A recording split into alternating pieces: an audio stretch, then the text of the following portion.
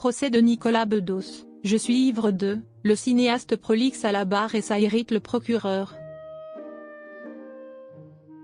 Particulièrement envers vos premiers jours de son procès, Nicolas Bedos cesse d'attirer les foudres du procureur du tribunal judiciaire de Paris. Ce jeudi 25 septembre 2025, Nicolas Bedos avait rendez-vous avec la justice. Le réalisateur d'Os 117.3 comparaissait devant le tribunal correctionnel de Paris suite à des graves accusations d'agression et de harcèlement sexuel. Je ne suis pas un agresseur sexuel, je ne le serai jamais, a-t-il martelé à la barre face à ses victimes encore sous le choc.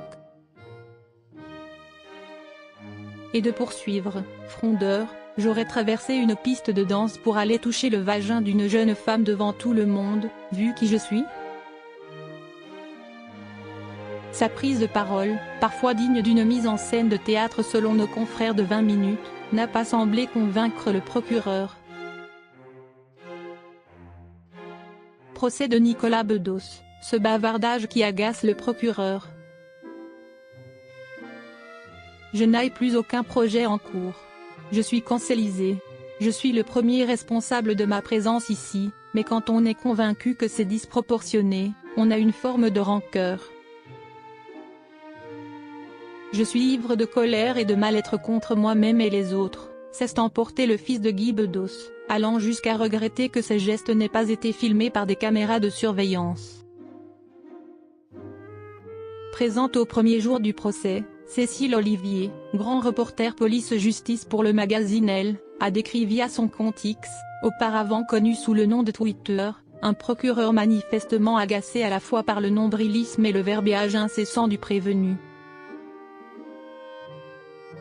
S'il a refusé de n'apporter aucun crédit à la parole d'une femme, Nicolas Bedos a préféré qualifier les gestes qui lui sont reprochés de drague lourde et de numéro d'ivrogne, admettant au passage souffrir d'un problème dès que l'alcool est fort, notamment le whisky qui, elle, rend con.